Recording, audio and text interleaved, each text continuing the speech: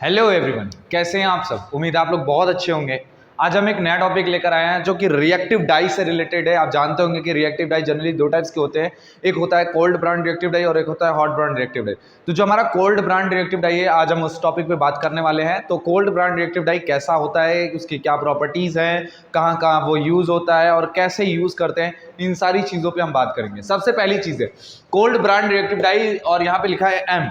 देखिए, किसी भी रिएक्टिव डाई के कंपनी के अगर कंपनी के नाम के पीछे अगर एम लिखा हुआ है तो इसका मतलब वो जो रिएक्टिव डाई है वो कैसा ब्रांड है, कोल्ड ब्रांड है। तो ये चीजें याद रखिएगा। अगर हॉट ब्रांड होगा तो वहां पे एच लिखा होगा, अगर कोल्ड ब्रांड होगा तो वहां पे लिखा होगा M brand, M sorry. Okay, सबसे पहले हम इसके स्ट्रक्चर की बात बाद में करेंगे। सबसे पहले हम प्रॉपर्टीज की बात कर लेते हैं, फिर आपको स्ट्रक्चर समझ में आएगा। फिर उसके बाद हम यहाँ पे वर्किंग प्रोसेस पे जाएंगे, बात करते हैं इसकी प्रॉपर्टीज की। तो सबसे पहले जो हमारा रिएक्टिविटी होता है, तो जो हमारा कोल्ड ब्रांड रिएक्टिव डाई है ये बहुत ज्यादा रिएक्टिविटी होता है, मतलब इसके अंदर रिएक्टिविटी के पावर ज्यादा होता है, मतलब रिएक्ट करने का पावर ज्यादा होता है। तो ये बहुत तेजी के साथ रिएक्ट करता है। किसके साथ? फाइबर के साथ। कौन से फाइबर के साथ? सेलुलोजिक फाइबर के साथ। आप याद रखिएगा कि जो हमारा रिएक्टिव डाई होता है वो सेलुलोजिक फाइबर पर ही किया जाता है, और जनरली सेलुलोजिक फाइबर पर मोस्टली किया जाता है। और वो सेलुलोजिक फाइबर कौन कौन से होते हैं? Cotton, viscous, rayon, sorry cotton, viscous और लेनन होते हैं। Okay, got it. समझ में आया? रिएक्टिविटी में हाई रिएक्टिविटी होता है, याद रखिएगा हाई रिएक्टिविटी होता है। अच्छा, अगर आपने रिएक्टिव डाई का वीडियो नहीं देखा है तो वहां पर आप जाकर इंट्रोडक्शन में रिएक्टिव डाई के वीडियोस देखकर फिर अगर आप कोल्ड ब्रांड रिएक्टिव डाई के बारे में पढ़ेंगे तो आपको बहुत अच्छे तरीके से समझ में आने वाला है। रिएक्टिविटी समझ में आ गया। हाई रिएक्टिविटी होता है। Good colour yield, bright. Bright shade का मतलब होता है इसमें आप डार्क शेड नहीं कर सकते, इसमें आप डार्क शेड नहीं कर सकते। मतलब कोल्ड ब्रांड रिएक्टिव डाई में कौन सा शेड नहीं कर सकते? डार्क शेड नहीं कर सकते। क्यों नहीं कर सकते वो हम आगे बताएंगे आपको। Water solubility. वाटर सॉल्युबिलिटी क्या होती है? Good water solubility. जो हमारा ये कोल्ड ब्रांड रिएक्टिव डाई है वाटर में बहुत अच्छे तरीके से घुल जाता है, बहुत अच्छे तरीके से घुल जाता है। अब बहुत अच्छे तरीके से तो घुल तो जाता है, लेकिन कुछ ना कुछ इसमें डाई क्या हो जाती है? हाइड्रोलाइज हो जाती है। अब ये हाइड्रोलाइज वर्ड क्या है तो मैं आपको बताऊंगा, टेंशन ना लीजिए। एक एक वर्ड को एक एक साथ क्लियर करेंगे तो आपको समझ में आएगा। पहले इसकी प्रॉपर्टीज को पढ़ना जरूरी था, इसलिए मैंने किया। वाटर सॉल्युबिलिटी क्या होता है? गुड वाटर सॉल्युबिलिटी मतलब पानी में बहुत अच्छे तरीके से घुलती है। इसी का थोड़ा सा हमें फायदा नहीं होता। फास्टनेस प्रॉपर्टीज, इसकी जो फास्टनेस प्रॉपर्टीज होती है गुड टू लाइट और वॉशिंग, इसकी जो वॉशिंग और लाइट फास्टनेस होती है वो अच्छी होती है, अच्छी होती है। Not excellent, not very good, it is good. Good अच्छा होता है, कुछ टाइम के लिए आप अच्छे तरीके से यूज कर सकते हैं। एनवायरमेंट इफेक्ट, इम्पैक्ट, तो बैड इम्पैक्ट ऑन एनवायरमेंट। ओ भाई साहब, ये क्या हो गया? बैड इम्पैक्ट ऑन एनवायरमेंट, ये ऐसा क्यों बोल रहे हैं कि बैड इम्पैक्ट ऑन एनवायरमेंट? मतलब कि इसमें कहीं ना कहीं हमारा जो डाई मॉलिक्यूल्स होता है, जब हम पानी को, जो मतलब वेस्ट वाटर होता है, जब हम डाई कर लेते हैं तो इसमें जो वेस्ट वाटर होता है या इन्फ्लुएंट जो वाटर होते हैं उनको जब हम बाहर निकालते हैं तो उसमें कहीं ना कहीं डाई के मॉलिक्यूल्स होते हैं। तो वो जो डाई के मॉलिक्यूल्स एक्सेस अमाउंट में होते हैं वो हमारे धरती पे जाकर उसको वेस्ट करेंगे, मतलब हमारी धरती के सॉइल्स को खराब करेंगे। इसलिए इन्वायरमेंट पर इफेक्ट कैसा होता है इसका? बेकार होता है। मैं बताऊंगा ये चीजें भी और आगे। एफिनिटी क्या होता है? तो good affinity for viscous, cotton and linen, मतलब इन सब चीजों के लिए इनकी एफिनिटी अच्छी होती है। मोस्टली ज्यादा अच्छी नहीं होती, अच्छी होती है। अब viscous, cotton and linen. Okay, bond formation देखिए, तो इनका जो बॉन्ड फॉर्मेशन होता है, मतलब फाइबर और डाइस के बीच में जो बॉन्ड बनते हैं वो कैसे बॉन्ड बनते हैं? कोवैलेंट बॉन्ड बनते हैं। आप जानते होंगे कि covalent is the strongest bond, बहुत ज्यादा स्ट्रॉन्ग होता है कोवैलेंट बॉन्ड अगर बन गया तो अच्छे से। फिक्सेशन रेट देखिए, फिक्सेशन रेट मतलब फिक्स, जो डाई है वो हमारे फाइबर के साथ फिक्सेशन रेट क्या है? लो फिक्सेशन रेट। सबसे बड़ी गलती तो यही है। अब ध्यान से समझिएगा मैं क्या बोलने वाला हूं। फिक्सेशन रेट कम है मतलब फिक्सिंग डाई का कम होता है, मतलब डाई और फाइबर के बीच में अट्रैक्शन बहुत कम होता है, मतलब पकड़ता बहुत ज्यादा पकड़ के नहीं रखता है, छोड़ देता है। तो फिक्सेशन अगर कम होगा तो आप बताइए क्या ये शेड ब्राइट रहेगा कि डार्क रहेगा? क्योंकि अगर डार्क शेड रहेगा, फिक्सेशन कम रहेगा तो पानी की तरह कलर बहेगा। जब पानी की तरह कलर बहेगा तो कलर कैसा हो जाएगा? ब्राइट हो जाएगा। तो हम जनरली रिकमेंड करते हैं कि ब्राइट शेड ही हम कोल्ड ब्रांड रिएक्टिव डाई में करें। अब ध्यान से सुनिए, एनवायरमेंटल इंपैक्ट देखिए, ध्यान से समझिए, मैं इसीलिए इस यहां तक आया था। एनवायरमेंटल इंपैक्ट का मतलब है कि अगर मान लीजिए जो हमारा लो फिक्सिंग रेट है, लो फिक्सिंग रेट है तो मतलब जब हम वॉश करेंगे तो पानी के साथ साथ डाई भी निकलेगा। अब ये डाई कुछ भी है तो केमिकल, तो जाकर हमारे इन्वायरमेंट में क्या करेगा? वेस्ट करेगा, हमारे इन्वायरमेंट को क्या करेगा? प्रदूषित करेगा, एयर पॉल्यूट करेगा। तो ये चीजें हैं जो कि हमारे प्रॉपर्टीज में पढ़ाई गई हैं, हमें कोल्ड ब्रांड रिएक्टिव डाई जो हमने पढ़ाया अभी आपको। अब इसके बाद हम इधर ध्यान देते हैं, इसके स्ट्रक्चर पे ध्यान दीजिए। देखिए इसके स्ट्रक्चर पे ध्यान दीजिएगा। यहाँ पर हमने जो लिया है कोल्ड ब्रांड रिएक्टिव डाई, ये है डाई क्लोरोट्राइएजिन, इसका नाम है डाई क्लोरोट्राइएजिन। डाई का मतलब होता है दो क्लोरीन है इसमें। देखिए एक क्लोरीन ये दिख रहा होगा, एक क्लोरीन ये दिख रहा होगा। देखिए जो भी डाई है वो रिस्पॉन्सिबल होता है क्लोरीन के साथ इंटरेक्ट करने का। जो हमारा डाई है, रिएक्टिव डाई है, उसमें क्लोरीन बहुत मतलब इम्पैक्ट डालता है, अपने होने का एहसास देता है। ध्यान दीजिएगा मैं क्या बोल रहा हूँ। ये हमारा डाई का स्ट्रक्चर है जिसमें दो क्लोरीन है। अब ये एक क्लोरीन क्या करेगा, एक क्लोरीन हमारे फाइबर के सेलुलोज के साथ रिएक्ट करेगा और दूसरा क्लोरीन उस वाटर में रिएक्ट करेगा। ध्यान से समझिएगा मैं क्या बोलने वाला हूं। हमारा डाई है, जो डाई है, रिएक्टिव डाई है, वो रिएक्टिव डाई दो चीजों पे काम करेगा, एक तो वाटर के साथ और दूसरा फाइबर के साथ। तो अब एक ही चीज बताइए कि अगर एक आम के मैं दो टुकड़े कर दूंगा तो क्या आम खाने में मजा आएगा? नहीं आएगा ना। कॉन्सेप्ट पे ध्यान दो यार, तुम लोग कॉन्सेप्ट पे ध्यान दो। एक आम के दो टुकड़े कर दूंगा तो क्या आपको मजा आएगा? नहीं। आप क्या सोचोगे कि या तो मेरे को पूरा ही आम मिले या तो मिले ही ना। क्लियर? तो यहाँ पे ध्यान दीजिएगा। तो जो हमारा क्लोरीन होता है ना, ये जो हमारा डाई है, डाई का एक एटम है, ये डाई का एक एटम इसके मॉलिक्यूल्स है। तो ये एक एटम जो हमारा ये मॉलिक्यूल्स है, वो मॉलिक्यूल्स सेलुलोज के भी साथ काम करेगा। सेलुलोज कौन? जो हमारा फाइबर है। फाइबर किससे मिलके बने हुए हैं? सेलुलोज से। तो कुछ पार्ट इसके सेलुलोज के साथ मिल जाएंगे, कुछ पार्ट इसके वाटर के साथ हो जाएंगे। जैसे मान लीजिए कि 100 ग्राम डाई आपने लिया, just for example 100 gram dye लिया, उसको पानी में डाला, तो 50 ग्राम ही डाई हमारे फाइबर पे चढ़ेगा। 50 ग्राम डाई क्या हो जाएगा? वेस्ट हो जाएगा। ये जो वेस्ट डाई होता है उसको बोलते हैं हाइड्रोलाइज डाई। अब ये हाइड्रोलाइज का मतलब क्या हुआ? देखिए सिंपल सी बात है। हाइड्रोलाइज क्या होता है कि जो हमारा रिएक्टिव डाई है ना, वो जैसे ही वाटर के संपर्क में आता है, जो हमारा रिएक्टिव डाई है वो जैसे ही वाटर के संपर्क में आता है, तो जो हमारे डाई होते हैं, डाई के अंदर जो एक्टिव मॉलिक्यूल्स होते हैं, मतलब जो बहुत ज़्यादा एक्टिव मॉलिक्यूल्स होते हैं कि भाई हमें जाकर तुरंत फाइबर के साथ इंटरेक्ट करना है, उस एक्टिव मॉलिक्यूल्स को ये वाटर क्या कर देता है? इनएक्टिव कर देता है। इनएक्टिव का मतलब उसको रोक देता है, भाई होए तुम जाना नहीं हो, तुम्हें जाना नहीं है, तो वो इनएक्टिव हो जाएगा। जब वो इनएक्टिव हो जाएगा तो वो हमारे फाइबर के साथ अट्रैक्शन नहीं होगा। जब फाइबर के साथ अट्रैक्शन नहीं होगा तो हमारा जितना पोर्शन डाई का चढ़ना चाहिए उतना पोर्शन वो चढ़ नहीं पाता है, मतलब उतना पोर्शन वो फिक्स नहीं हो पाता, मतलब अट्रैक्ट नहीं हो सकता, एफिनिटी नहीं हो सकती। क्लियर हुआ? समझ में आया? फिर से एक बार समझिए।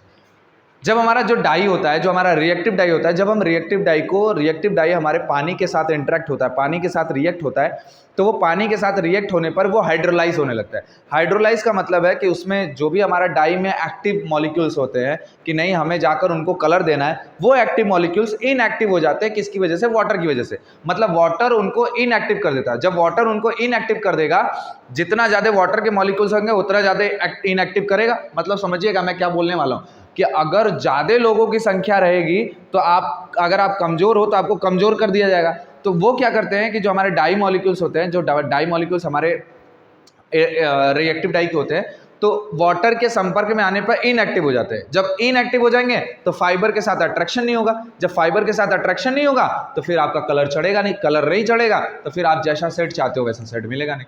इसलिए जो हमारा रिएक्टिव डाई होता है, कोल्ड ब्रांड रिएक्टिव डाई होता है, ये जनरली हम क्या बोलते हैं इसको कि भाई ब्राइट शेड के लिए ही बेहतर माना जाता है। दूसरी चीज, जो हमारा रिएक्टिव डाई होता है उसमें कम से कम वाटर का यूज़ करिए। कम से कम वाटर का यूज़ करने का फ़ायदा ये है, जब कम वाटर यूज़ करेंगे तो जो भी वाटर के मॉलिक्यूल्स होंगे वो भी कम होंगे। वो कम होंगे तो हमारे डाई को इनएक्टिव कम करेंगे। जब इनएक्टिव कम करेंगे तो जो एक्टिव मॉलिक्यूल्स होंगे वो फाइबर जल्दी से अट्रैक्ट करेगा। क्लियर हुआ? ये चीज़ें फ़ायदा है। तो याद रखिएगा कि डाई के हाइड्रोलाइज को रोकने के लिए वाटर के मिनिमम क्वांटिटी को यूज करिए, कम से कम क्वांटिटी को यूज करिए। पानी कम से कम यूज करिएगा कोल्ड ब्रांड रिएक्टिव डाई में। याद रखिएगा जो मैं बोल रहा हूँ उन चीज़ों को आपको पेपर में लिखना पड़ेगा। तो याद रखिएगा हाइड्रोलाइज, वर्ड याद करिएगा। हाइड्रोलाइज का मतलब होता है वाटर के साथ रिएक्ट करना किसी भी केमिकल कंपाउंड का, और हमारा केमिकल कंपाउंड कौन है? डाई है। तो डाई के साथ रिएक्ट करके आधा तो ये खा गया, आधा सेलुलोज पे ही चढ़ा। 100 ग्राम लिया, 50 ग्राम इसमें चढ़ा, 50 ग्राम इसमें चढ़ा, तो फायदा हुआ क्या? नहीं ना, नुकसान हो रहा है ना मेरा। और ये डाई क्या हो रहा है फिर? देखो अच्छा यही बताओ, ये वाटर के साथ इनएक्टिव हो गया, फिर ये तो बाहर निकल जाएगा। बाहर मतलब वेस्ट में जाएगा। वेस्ट में जाएगा तो हमारी धरती को पॉल्यूट करेगा, तो इन्वायरमेंटल इंपैक्ट क्या आएगा? बैड इंपैक्ट आएगा। फिक्सेशन हो ही नहीं रहा है और यहाँ पर ब्राइट कलर आ रहा है, डार्क शेड आ ही नहीं रहा है। क्लियर हुआ? समझ में आ गया? आगे चले इसके प्रोसेस पे। ये हो गया आपका कोल्ड ब्रांड रिएक्टिव डाई का स्ट्रक्चर, ये हो गया उसकी प्रॉपर्टीज। अब बात करते हैं उसके वर्किंग प्रोसीजर का कि हमारा जो रिएक्टिव डाई होता है वो कितना कैसे काम करता है। तो ध्यान दीजिएगा, जो हमारा कोल्ड ब्रांड रिएक्टिव डाई होता है उसको रूम टेम्परेचर पे करते हैं at approx 30 to 40 degree Celsius. Room temperature मतलब 30 to 40 डिग्री सेल्सियस, हर जगह का टेम्परेचर इतना के बीच में होता है, 30 to 40 डिग्री सेल्सियस। अब देखिए सबसे पहली चीज जो भी आपका फैब्रिक है, या इसको चीज को ध्यान दीजिएगा, सुनिएगा ध्यान से।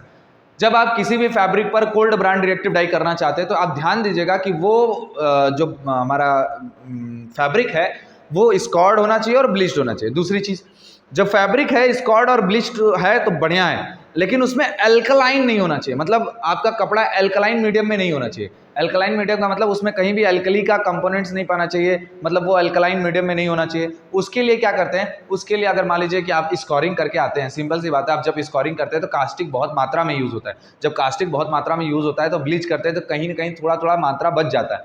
तो आप अगर बेहतर हो तो एल्कलिनिटी को रिमूव कर दीजिए। अब एल्कलिनिटी को रिमूव कैसे करेंगे, एल्कलाइन मीडियम को रिमूव कैसे करेंगे, एसिटिक एसिड का यूज कर लीजिए।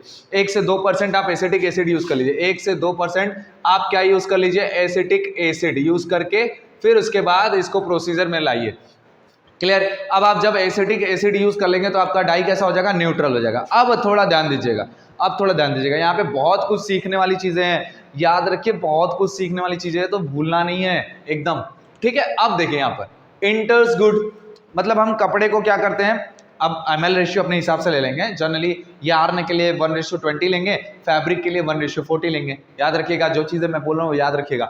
यार्न अगर आपको करना है, अगर आपको यार्न करना है तो 1:20 ले लीजिएगा, अगर आपको फैब्रिक करना है तो 1:40 ले लीजिएगा, ये याद रखिएगा, ठीक है। ml रेशियो के बारे में मैंने ml रेशियो के बारे में बताया कि ml रेशियो क्या होता है, या आप जाकर वीडियो चेकआउट कर सकते हैं, basic term used in textile industry, तो वहां पर जाकर आप वीडियो मिलेगा तो आप वहां पे चेकआउट कर सकते हो। ओके, पहली चीज मैंने क्या बताया, पहली चीज मैंने बताया कि आप अगर आपका फैब्रिक एल्कलाइन है तो उसको एसिडिक मीडियम में लेके जाइए और उसको न्यूट्रल करिए। अब ये न्यूट्रल क्यों कर रहे हैं, तो देखिए हमारा जो कोल्ड ब्रांड रिएक्टिव डाई है ये दो चीजों से घबराता है दो चीजों से। कैसे, दो चीजें कौन कौन सी है, तो दो चीजें ये हैं कि इसका पीएच नहीं बढ़ना चाहिए, पीएच जितना पीएच न्यूट्रल रहेगा एग्जॉशन उतना बढ़िया होगा। तो पीएच अगर आपने बढ़ा दिया, बढ़ाने का मतलब या तो बढ़ा दिया या तो घटा दिया, घटाने का भी मैं रोल बताऊंगा, घटाएंगे तो क्या नुकसान होगा और बढ़ाएंगे तो क्या नुकसान होगा। तो जैसे ही हम घटा देंगे, मतलब पीएच को बढ़ा देंगे, जब पीएच बढ़ा देंगे तो मीडियम कैसा हो जाएगा, एल्कलाइन हो जाएगा। और एल्कलाइन यहाँ पर यूज होता है, एल्कलाइन यहाँ पर यूज होता है फिक्सेशन के लिए, वो मैं 1 मिनट रुक जाइए मैं बता दूंगा आपको, समझ में आ जाएगा। चलिए देखिए सिंपल सी बात है, तो हम पहले क्या करेंगे, फैब्रिक को क्या करेंगे, एसिडिक एसिड से न्यूट्रलाइज करेंगे। जैसे ही हम एसिडिक एसिड से न्यूट्रलाइज करेंगे तो वो न्यूट्रलाइज हो जाएगा। तो मैंने अभी जस्ट बताया कि न्यूट्रलाइजेशन के टाइम पे हमारा पीएच क्या होना चाहिए, 6 to 7 होना चाहिए। क्या होना चाहिए, 6 to 7। 6 होगा तो थोड़ा सा एसिडिक जा सकता है, 6 to 7, 7 आपका न्यूट्रल है। तो याद रखिए एसिडिक एक स्टेप एसिडिक तक जा सकता है, बाकी एसिडिक नहीं जाना चाहिए।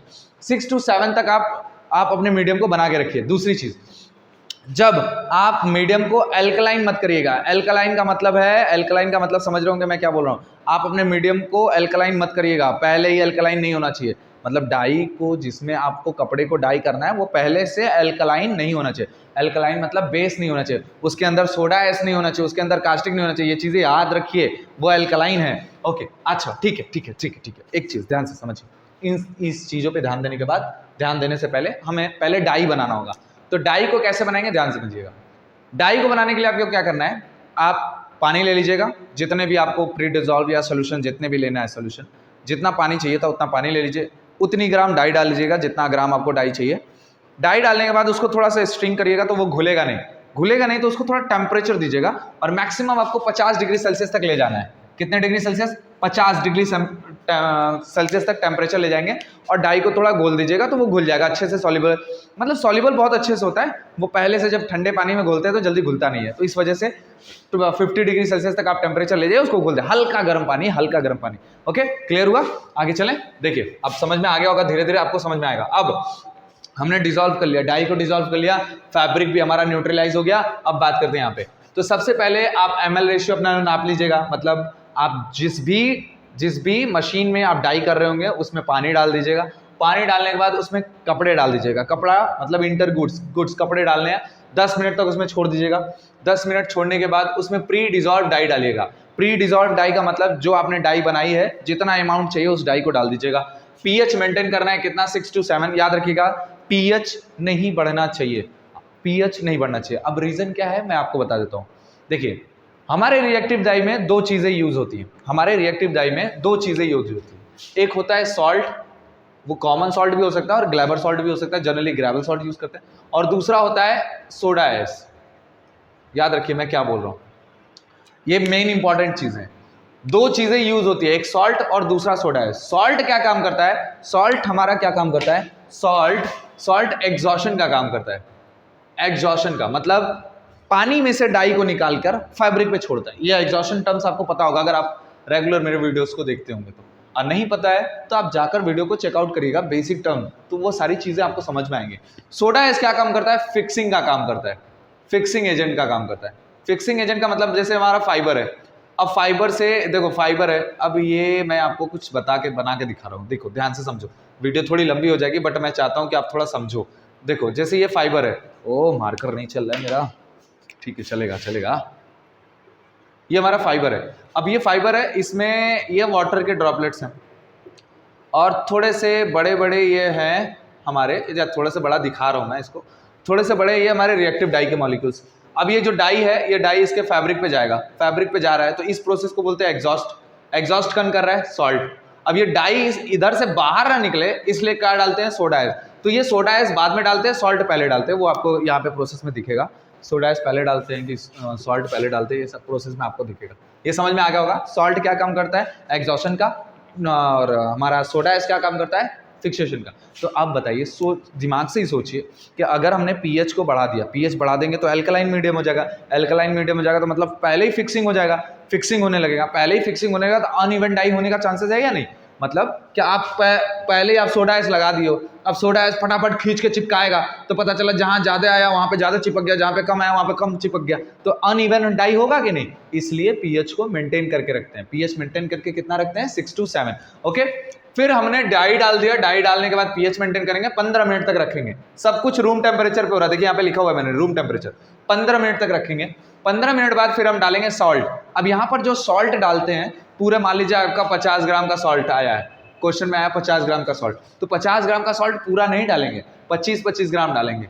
एक बार 25 ग्राम, फिर कुछ टाइम बाद एक बार 25 ग्राम, ठीक है, क्योंकि एग्जॉशन बार बार करना पड़ता है, एक ही बार में exhaustion cold brand reactive dye में नहीं होता। याद रखिए, मतलब एक ही बार डाल दे तो पूरा डाई चला जाए, ऐसा नहीं होता। उसमें कुछ डाई डालेगी, फिर कुछ डाई, फिर कुछ टाइम बाद डालिए तो कुछ टाइम और एग्जॉस्ट होगा, मतलब टुकड़े टुकड़े में डालना है। तो यहाँ पर देखिए सॉल्ट का एक पार्ट डालेंगे, फिर 10 मिनट बाद फिर हम दूसरा पार्ट डालेंगे, फिर 10 मिनट बाद हम सोडा एस डालेंगे। सोडा एस भी देख लीजिए 1/2 डाल दीजिएगा, मतलब आधा, फिर इसका सेकंड हाफ डाल दीजिएगा, सेकंड हाफ का मतलब जो बचा हुआ पार्ट है वो डाल दीजिएगा।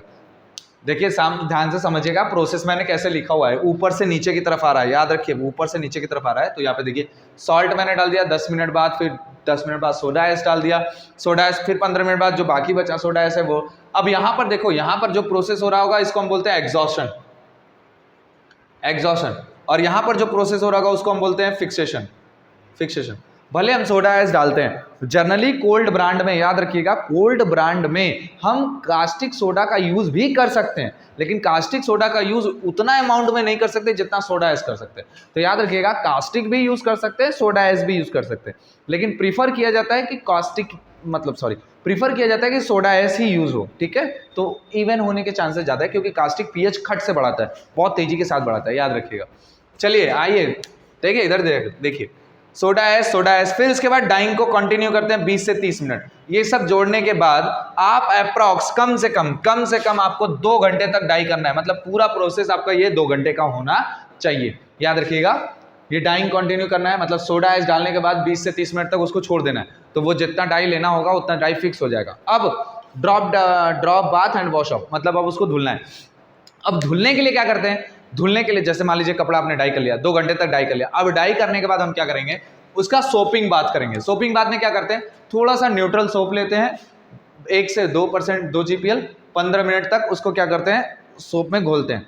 अगर सोप में घोल रहे हैं, ठीक है, अब सोप में घोलने के बाद फिर उसको वॉश करेंगे। तो वॉश कैसे करेंगे वो देखिए, सबसे पहले हम वॉश करेंगे हॉट वाटर से, हॉट वाटर से वॉश करेंगे। देखिए यहाँ पे सोपिंग तो हमने कर लिया, सोपिंग करने के बाद वॉश किससे करेंगे, हॉट वाटर। अब ये हॉट वाटर क्यों कर रहे हैं या फिर हम ऐसा क्यों कर रहे हैं, सोपिंग प्रोसेस क्यों कर रहे हैं, तो देखिए सिंपल सी बात है, जो डाई हमारे फैब्रिक पर फिक्स्ड नहीं हो रही होगी वो रिमूव हो जाएगी। अच्छा हम रिमूव कर क्यों रहे हैं, देखिए क्वेश्चन समझने की कोशिश करिए। जो हमारा फाइबर है, फाइबर के ऊपर डाई है चिपके हुए, लेकिन कुछ ऐसे भी तो डाई होंगे जो चिपके नहीं होंगे, बस जाकर ऐसे लग गए होंगे। तो अब अगर उनको हम रिमूव नहीं करेंगे, तो अगर यही हम डायरेक्ट कपड़ा बायर को दे दें या कपड़े पहनने वाले को दे दें, तो वो जब हमारा कपड़ा पानी में डालेगा फिर ऐसे निकालेगा तो पता चला पानी में पूरा कलर ही कलर हो गया।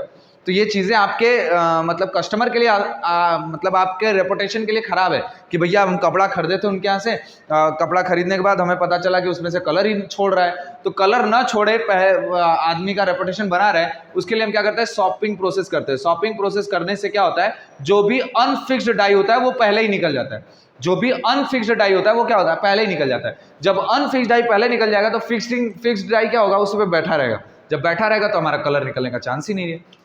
समझ में आया? तो अब हम क्या करते हैं, सोपिंग कर लेते हैं, सोपिंग करने के बाद हॉट वॉश करते हैं, फिर कोल्ड वॉश करेंगे, फिर कोल्ड वॉश करेंगे। थोड़ा सा ये समझिएगा, हॉट वाटर में हॉट वॉश करेंगे, फिर कोल्ड वॉश करेंगे, फिर उसके बाद अगर आप चाहते हैं, हो गया ये क्लियर, प्रोसेस यहां तक कंप्लीट है। अगर आप चाहते हैं कि नहीं अब हमारा फास्टनेस प्रॉपर्टीज थोड़ा सा और इंप्रूव हो जाए, तो आप डाइंग फिक्सिंग एजेंट यूज कर लेते हैं। ये जो डाइंग फिक्सिंग एजेंट है ये फिनिशिंग में यूज होता है, याद रखिए जनरली कहां यूज होता है, फिनिशिंग प्रोसेस में। तो आपका डाई तक का काम यहाँ कंप्लीट हो चुका है, डाई तक का काम यहाँ पे कंप्लीट हो चुका है। अब हम डाई को अगर फिक्स करना है कि मतलब कि हमारा जो डाई है वो जल्दी निकले ना, निकलता तो है लेकिन जल्दी ना निकले, इसके लिए हम क्या करते हैं, डाइंग फिक्सिंग एजेंट यूज करते हैं। देखिए डाइंग फिक्सिंग एजेंट 2 से 3 GPL ले लेंगे, टाइम आपका 30 मिनट रहेगा, टेम्परेचर हम इसको 40 मतलब नॉर्मल टेम्परेचर पे दे सकते हैं, pH 6 to 6.5 रहेगा। ये चीजें याद रखिएगा, डाइंग फिक्सिंग एजेंट आता है आपके इंडस्ट्री में आएगा।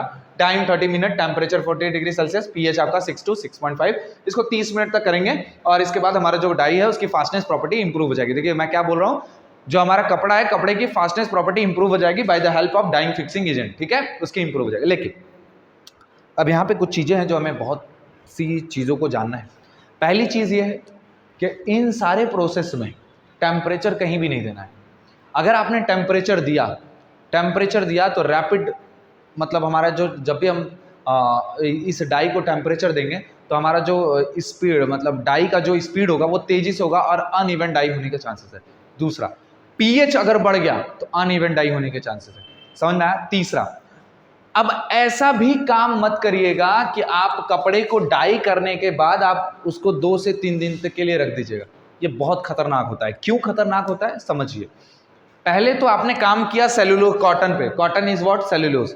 अब सेलुलोज के साथ आप देख रहे हो यहाँ पर जैसे ही हमारे एटमॉस्फेयर में क्या है, हमारे एटमॉस्फेयर में वाटर है, मॉइस्चर है, तो मॉइस्चर के साथ रिएक्ट करके हमारा जो डाई होगा वो कैसा हो जाएगा, हाइड्रोलाइज हो जाएगा। समझ में आ रहा है क्या मैं बोल रहा हूँ, ध्यान से समझिएगा।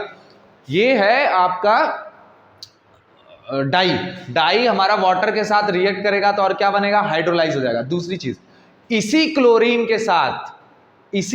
के साथ बंदा जो हमारा वाटर है वो मिलकर HCl बना देगा। अब देखिए ध्यान से सुनिए क्या क्या मैं चीजें बोल रहा हूं।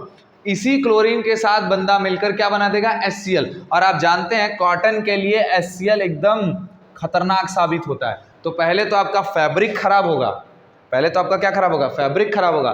दूसरा, डाई भी आपका बाहर निकलेगा। जब डाई आपका बाहर निकलेगा, कस्टमर को आप सोच रहे हो कि बहुत बढ़िया कलर हुआ है, टेस्टिंग के लिए भेजा ही नहीं, कस्टमर को आप भेज रहे हो, कस्टमर ले गया, कपड़ा उपड़ा सिलाया, फिर उसके बाद एक वॉश किया, पता चला कि पूरा का पूरा कलर गायब। हाँ, तो ऐसी चीज़ें आपके लिए बेहतर नहीं है। इन सारी चीज़ों को जानकारी रखिए, जब जानते रहेंगे तो काम करने में भी मजा आएगा, काम सिखाने में भी मजा आएगा और इंटरेस्ट भी डेवलप होगा। ओके, बात करते हैं इन सारी चीज़ों की। तो ये है कोल्ड ब्रांड से रिलेटेड, ये मैंने सारी जानकारी दी। अब मैं आपको एक चीज़ और बता देता हूँ, जो कोल्ड ब्रांड रिएक्टिव डाई है उसको जनरली कहाँ पर करते हैं ये समझिए। जनरली किसके साथ करते हैं, अगर आपको यार्न डाई करना है तो पैकेज डाइंग मशीन का यूज़ करिए। क्या मैं बोल रहा हूँ, पैकेज डाइंग मशीन, इसका मैंने वीडियो बनाया। अगर आपको कोल्ड ब्रांड से यार्न को डाई करना है तो पैकेज डाइंग मशीन यूज करिए। अगर आपको फैब्रिक डाई करना है तो जिगर डाइंग मशीन का यूज करिए, जिगर डाइंग मशीन का यूज करिए। ये चीज़ें मैंने पढ़ाई हुई हैं आपको, यार्न पैकेज डाइंग मशीन और जिगा डाइंग मशीन। तो याद रखिए, जाकर आप वीडियो को चेकआउट कर सकते हैं। मैं आपको पहले बता रहा हूं, यार्न डाई करने के लिए पैकेज डाइंग मशीन का यूज करेंगे, किसमें? कोल्ड ब्रांड रिएक्टिव डाई में। फैब्रिक डाई करने के लिए जिगा डाइंग मशीन का यूज करेंगे, किस ब्रांड में? कोल्ड ब्रांड रिएक्टिव डाई में। This is all about cold brand reactive dye. अगर आपको ये वीडियो अच्छा लगा हो, प्लीज वीडियो को लाइक करिए, चैनल को जितना हो सके सब्सक्राइब करिए, और अगर आपको टेक्सटाइल से रिलेटेड कोई भी प्रॉब्लम हो तो आप मेरे इंस्टा पे आकर मेरे से मैसेज कर सकते हैं। थैंक यू, जय हिंद।